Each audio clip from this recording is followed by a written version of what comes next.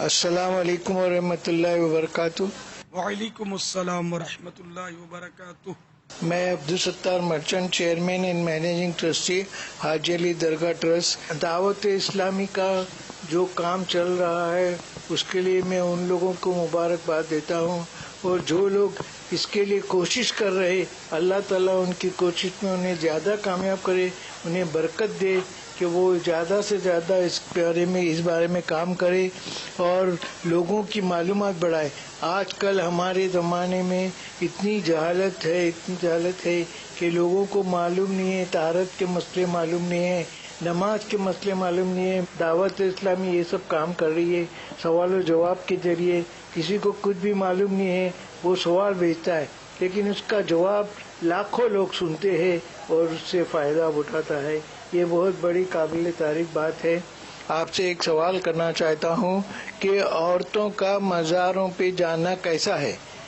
ہمارے یہاں عورتوں کو مزار پہ جانے کی پہلے اجازت تھی، ابھی میں نے بند کر دیا ہے۔ کیا میں نے اچھا کیا کہ نہیں کیا، اور کیا یہ اس میں کیا حکم ہے، آپ بتائیے۔ سبحان اللہ۔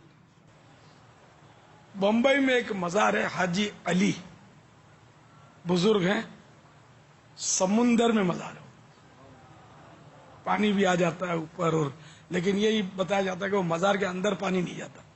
وہاں حاضری دی ہے میں نے چند بار، تو یہ وہاں کے مینیجنگ ٹرسٹی بتایا نا انہوں نے پورا، تو یہ لہجے سے میمن محسوس ہو رہے تھے، جذبے والے معلوم ہوتے، اور انہوں نے کمال کر دیا، عورتوں پر پابندی ڈال دی۔ اتنا بڑا مزار ہے، بارونق، اور خصوصاً سمندروں پہ جو مزار ہوتے ہیں وہ زیادہ آباد ہوتے ہیں، یعنی کوئی حاضری کے لیے جاتا ہے، کوئی تفریح کے لیے جاتا ہوگا۔ بہت بارونق جگہ ہے وہ، اور کافی لوگ حاضری دیتے ہیں وہاں۔ تو انہوں نے بڑا جہاد کیا کہ عورتوں کی حاضری بند کر دی۔ اللہ کرے اور بھی مزارات اس کی پیروی کریں، کیونکہ عورتوں کو مزارات پر حاضری دینا یہ علماء کرام نے منع فرمایا۔ اعلی حضرت رحمۃ اللہ تعالی علیہ نے اس پر بڑی تفصیل سے بیان کیا ہے۔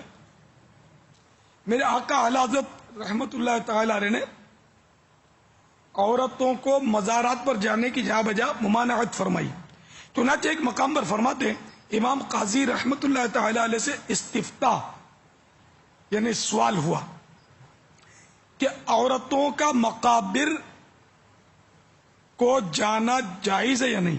فرمایا ایسی جگہ جواز و عدم جواز یعنی جائز و ناجائز کا نہیں پوچھتے، یہ پوچھو کہ اس میں عورت پر کتنی لعنت پڑتی ہے جب گھر سے قبور کی طرف چلنے کا ارادہ کرتی ہے۔ اللہ عز و جل اور فرشتوں کی لعنت ہوتی ہے، جب گھر سے باہر نکلتی ہے سب طرفوں سے شیطان اسے گھیر لیتے ہیں، جب قبر تک پہنچتی ہے میت کی روح اس پر لعنت کرتی ہے، جب تک واپس آتی ہے اللہ عز و جل کی لعنت میں ہوتی ہے۔ فتح رضویہ جلد 9 صفحہ 557۔ تو آپ نے دیکھا کہ عورت کس قدر لعنتوں میں گرفتار ہوتی ہے جو قبروں پر جاتی ہے، مزاروں پہ جاتی ہے۔ اس لیے مزار پہ جانے کی ضد نہ کرے، بلکہ جائے نہیں۔ صرف بارگاہ رسالت میں روزہ انور پر سرکار صلی اللہ تعالی علیہ وسلم کے روزہ پاک پر حاضر ہو اور کہیں بھی حاضر نہ ہو۔ ایصال ثواب گھر پر بھی ہو سکتا ہے، ہر جگہ عورتوں ہی سے آبادیاں ہیں۔ اب مزاروں پہ عورتوں کی آبادیاں، تو وہ جو ملنگ بابے بیٹھے ہوتے ہیں، لگے دم تے مٹے غم دنیا کماوے کھاوے ہم، ان کا گزارا بھی عورتوں سے ہوتا ہے۔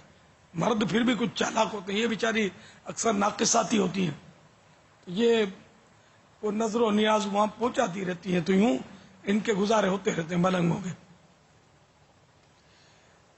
تو بہرحال یہ کہ عورتوں کو مزارات پر نہ جانا چاہیے، مردوں کو بھی چاہیے کہ وہ ان کو اس سے روکیں۔ اب وہاں جا کر مزید بھی خرافات کرتی ہیں، وہ بال کھولتی ہیں، پھر وہ دھنتی ہیں۔ اب کسی کو جن چڑھتا ہوگا اور کوئی یعنی خود جن بن جاتی ہوگی، اور وہ سین پاٹ کرتی ہوگی اچھل کود کر کے۔ تو یہ اس طرح کی خرافات کے ہم لوگ قائل نہیں ہیں. مزارات کی حاضری کے قائل ہیں. مزارات پر حاضری دینی چاہیے اور اس سے اکتساب فیض ہوتا ہے، فیض حاصل ہوتا ہے، مگر مردوں کو حاضر ہونا چاہیے، عورتوں کو نہیں. عورت صرف دربار رسالت میں حاضر ہوگی. جی ہاں، کہ حج کرے تو اس کے لیے قریبہ واجب ہے اس کے لیے بھی کہ وہ سرکار نامدار مدینے کے تاجدار صلی اللہ تعالی علیہ وآلہ وسلم کے دربار میں حاضری دے. واللہ تعالی اعلم ورسولہ اعلم عز وجل وصلی اللہ تعالی علیہ وآلہ وسلم.